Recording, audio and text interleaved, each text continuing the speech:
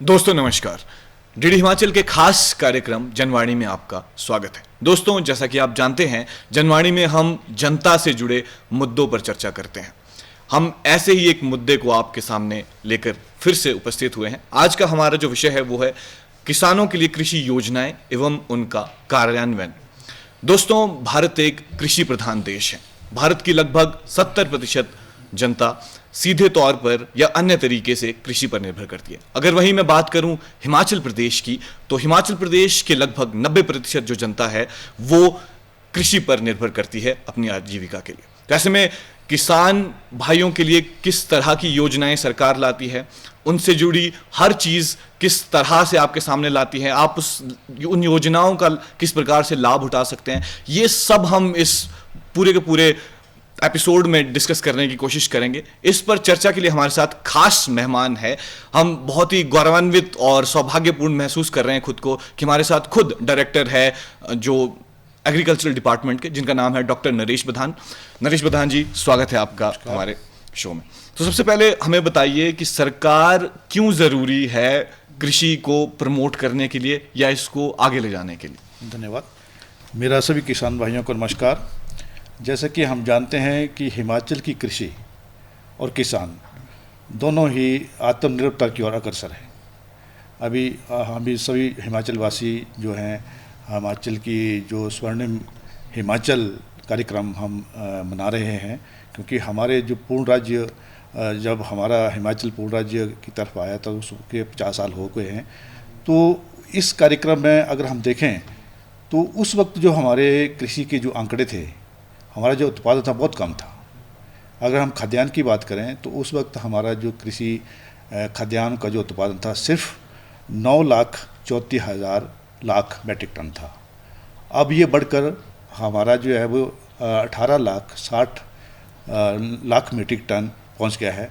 अगर हम सब्जियों की बात करें तो सब्जियों का उत्पादन उस समय हमारा जो 2 लाख मैट्रिक टन था, और अब ये हमारा जो है वो 18.60 लाख मैट्रिक टन। ये जो आंकड़े आप बता रही है सिर्फ हिमाचल प्रदेश के हैं? जी, ये हिमाचल के। हाँ, अगर हम इसकी दलहन की बात करें तो दलहन का उत्पादन 28,000 मैट्रिक टन था और अब वो 54,000 मैट्रिक टन हो चुका है। और अगर हम तिलहन की क्रॉप फसल की बात करें तो वो हमारा जो आंकड़ा था वो 1,044 मैट्रिक टन था, अब वो बढ़कर 6,000 मैट्रिक टन हो चुका है। तो कहने का मतलब ये है कि हम जो आत्मनिर्भर की ओर अग्रसर हो रहे हैं, हमारा उत्पादन लगातार बढ़ रहा है। ये जो उत्पादन है इसलिए बढ़ रहा है कि हमारे किसान बहुत मेहनती हैं, हमारे जो कृषि वैज्ञानिक हैं, हमारे कृषि अधिकारी हैं, उनके जो अथक प्रयास हैं उनके माध्यम से ये हमारा उत्पादन बढ़ रहा है। और आप लोग जैसे आपकी जानकारी के बताऊं कि हम 4 वर्षों से लगातार कृषि कर्मण्य अवार्ड जो है वो हिमाचल सरकार को मिल रहा है जी, कृषि विभाग के माध्यम से। तो ये इसलिए कि हमारा जो उत्पादन जो लगातार बढ़ रहा है और हमारी कोशिश ये रहती है कि हम किसानों की आर्थिक सुदृढ़ करें, उनका उत्पादन बढ़े, उनकी फसल उत्पादन जो बढ़ेगा तो उनकी आर्थिक सुदृढ़ होगी जी। तो इससे पहले कि मैं कोई स्कीम को डिस्कस करूं, उससे पहले मैं ये जानना चाहता हूं कि जो सरकार का जो रोल है कि कृषि को प्रमोट करने में, वो आप कैसे देखते हैं? देखिए, हम जानते हैं कि आवश्यकता आविष्कार की जननी है, क्योंकि कभी जो भी कोई आविष्कार तभी होता है जब उसकी ज़रूरत महसूस की जाती है। तो हमारे किसान भाइयों के लिए सबसे बड़ी महत्वपूर्ण चीज़ है बीज, खाद और अन्य कृषि सामग्री, उसकी आपूर्ति जी। और जब हम फसल लगा देते हैं तो उसका रख रखाव, और अगर कोई ऐसी आपदा जाती है तो उसकी भरपाई कैसे की जाए, इस प्रकार की जो योजनाएं सरकार किसानों के लिए लाती है। जैसे जैसे उसकी रिक्वायरमेंट, उसकी ज़रूरत, आवश्यकता आन पड़ती है, उस हिसाब से ही योजनाएं बनाई जाती है। कहने का मतलब ये है कि जो इंसान है वो एक सामाजिक प्राणी है जी। और जो किसान है वो सारी जो जैसे खेत है या फिर आपकी कोई मृदा से जुड़ी चीजें हैं, खाद हैं, वो खुद प्रोड्यूस नहीं कर सकता। इसमें यहाँ पर सरकार का रोल आ जाता है। बिल्कुल। तो ऐसे अब स्कीम्स की बात करते हैं, जैसे बहुत इंपॉर्टेंट स्कीम्स है, बहुत सारी हम डिस्कस नहीं कर पाएंगे, पर कुछ जो जरूरी है वो मैं चाहूंगा कि हमारे जो किसान भाई है उनको जरूर पता चले कि किस तरह के जो कार्यक्रम है या योजनाएं हैं सरकार उनके लिए चलाती है। तो सबसे पहले एक बहुत इंपॉर्टेंट स्कीम है जिसका नाम है सॉइल हेल्थ कार्ड। जी। तो ये किस तरह की स्कीम है? साथ में बताइए कि सॉइल हेल्थ से क्या मतलब है? हमारे जो किसान भाई है जो घर पे बैठ रहे हैं, तो सॉइल हेल्थ का क्या मतलब है? जी, जैसे आपने बात की है सॉइल हेल्थ कार्ड के बारे में, मृदा स्वास्थ्य कार्ड्स को बोलते हैं जी। जैसे हमारी ज़मीन है, ज़मीन के अंदर कुछ तत्व होते हैं और उन तत्वों का फसलों के लिए, फसल जो है हर एक फसल की अपनी एक रिक्वायरमेंट होती है, उसका एक अपना कि उसकी क्या किन तत्वों की आवश्यकता है जी। तो उस फसल के जो रिक्वायरमेंट की, जो तत्वों की रिक्वायरमेंट को देखने के लिए हमें मिट्टी की जांच करनी पड़ती है जी। और मिट्टी की जांच जो वो प्रयोगशाला में होती है, उसके लिए एक सैंपल लेना पड़ता है, एक नमूना लेना पड़ता है। फिर हमें उस जांच से ये पता लगता है कि उस जमीन के अंदर कितने तत्व हैं, किसकी आवश्यकता है, और जो हम फसल लगाने जा रहे हैं उसकी क्या कितनी आवश्यकता है, क्या जी, जी, requirement। तो उसको देखने के लिए हम उसको मिट्टी का सैंपल लेकर उसको एनालिसिस करते हैं। तो उसकी जो रिपोर्ट है वो एक कार्ड के माध्यम से किसानों के पास आती है जी। और वो कार्ड जो है वो एक स्वास्थ्य कार्ड के रूप में, मृदा स्वास्थ्य कार्ड के रूप में किसानों को दिया जाता है। उसमें ये भी बताया जाता है कि हमारी मिट्टी जो है उसका स्वास्थ्य कैसा है, उसके अंदर तत्व कितने हैं जी, और उसका जो रिएक्शन है, जिसको तसीर बोल सकते हैं जी, वो किस तरह की, किस प्रकार की है, क्या वो अम्लीय है या क्षारीय है या वो न्यूट्रल है। तो सीधी सी बात ये है कि जब department soil health card issue करता है उसमें पूरा का पूरा विवरण लिखा है कि आपकी जो मृदा है उसमें कौन कौन से तत्व मौजूद है और जो आप एक फसल उगाना चाहते हैं उसके लिए कौन कौन सी जरूरत है। तो किसान भाई हमारे उस हिसाब से जो हमारी खेती क्या प्रक्रिया है उसको जारी कर सकते हैं। बिल्कुल जी। तो यहाँ पर एक सवाल ये है कि जो ये सॉइल हेल्थ कार्ड है ये किस तरह से बनता है, क्या ये हर डिस्ट्रिक्ट में, क्या हर तहसील में, या किस तरह से कहाँ पर जाना पड़ेगा हमारे किसान भाइयों को?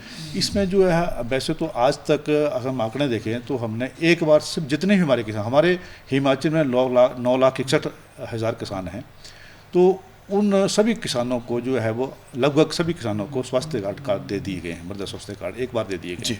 और हम ये भी सिफारिश करते हैं किसानों को कि हर साल उसको उसका जो है वो टेस्ट करने की जरूरत नहीं होती है, हर साल जरूरी नहीं है, हर तीसरे साल हम। तो ये बहुत जरूरी बात है किसान भाइयों की, हर साल इसको जरूरी नहीं है, 2 या 3 साल में एक बार अगर आप करते हैं और उस हिसाब से खेती करते हैं। बिल्कुल बिल्कुल।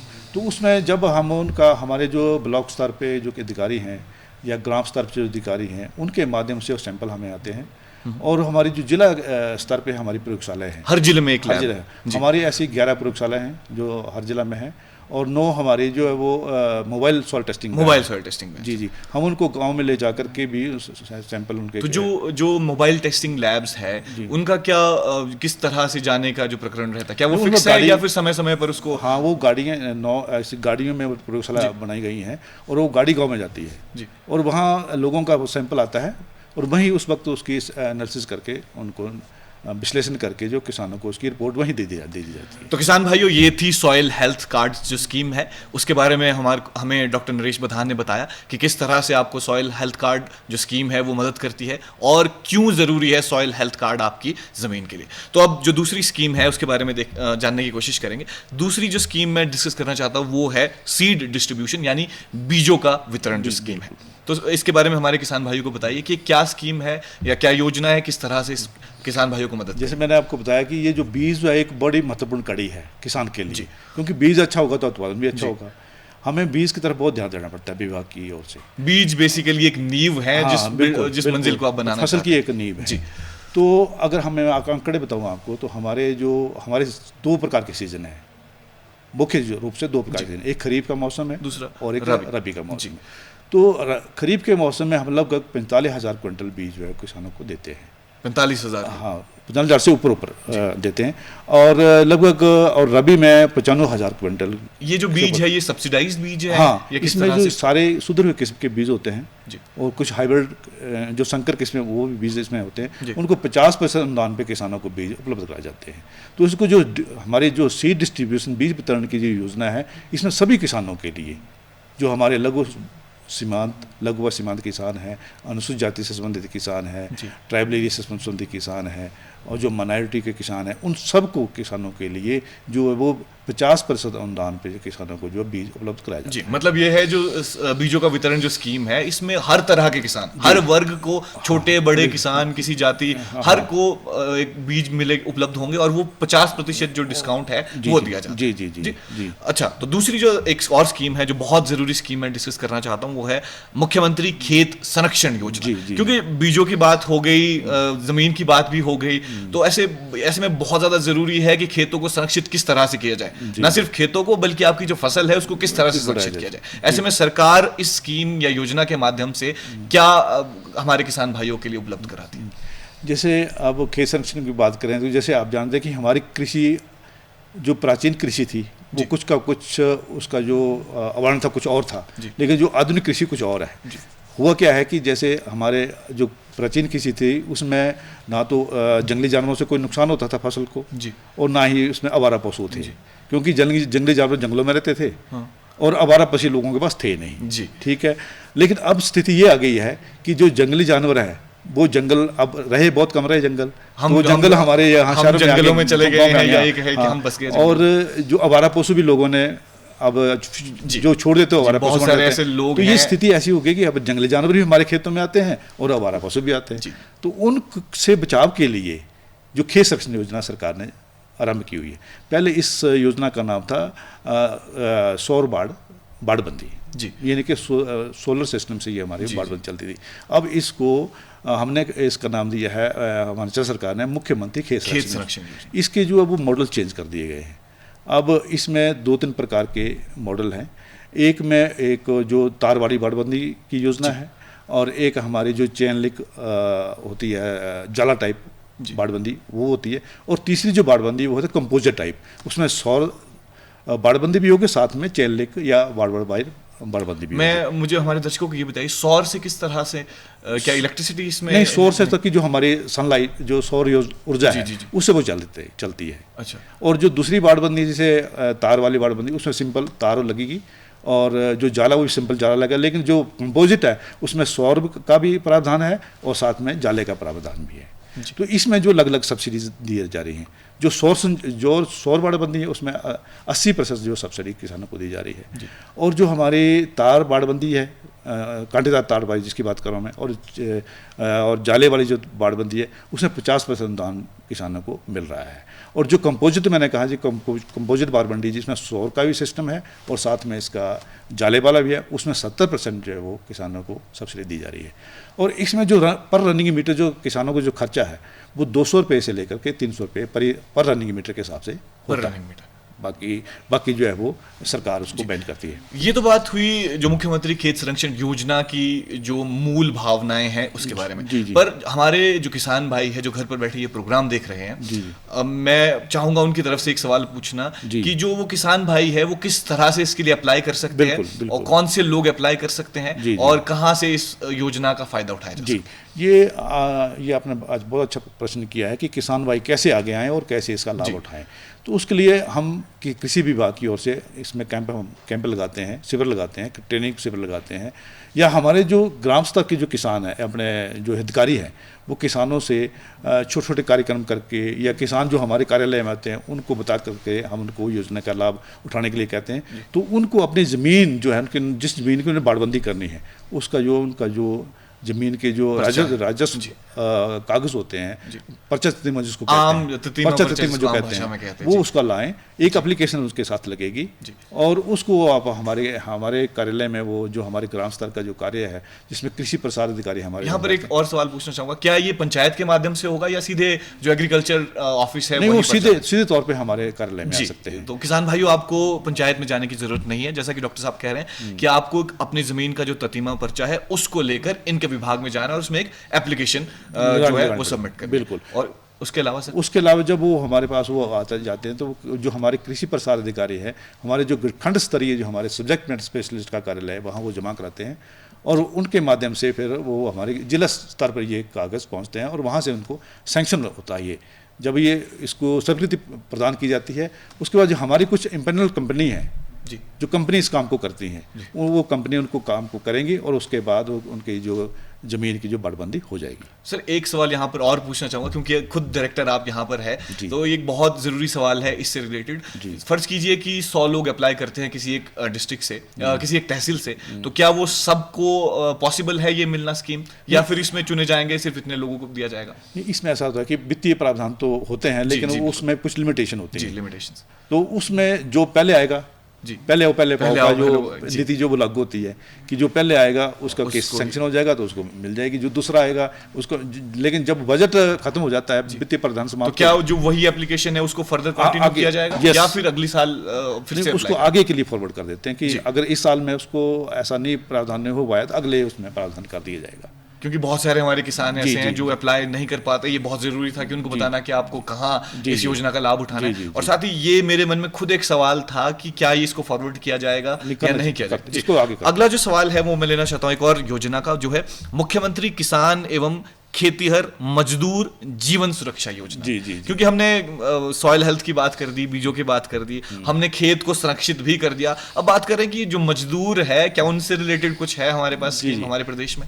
ये जो मुख्यमंत्री किसान एवं खेतिहर मजदूर जीवन सुरक्षा योजना है, ये उन किसानों के लिए है, सभी किसानों के लिए है कि जिनके पास ज़मीन है, जी चाहे वो मजदूर है चाहे वो किसान है। जी उसमें इस योजना के तहत ये है कि जब कि ऐसा होता है, जैसे आप हम सब जानते हैं कि हमारी जो कृषि आधुनिक हो गई है, जी इसमें कई प्रकार के इम्प्लीमेंट्स का प्रयोग किया जा रहा है। वो कुछ पावर चलित हैं, कुछ हैंड ऑपरेटेड हैं, जी, जी, जी। है ना।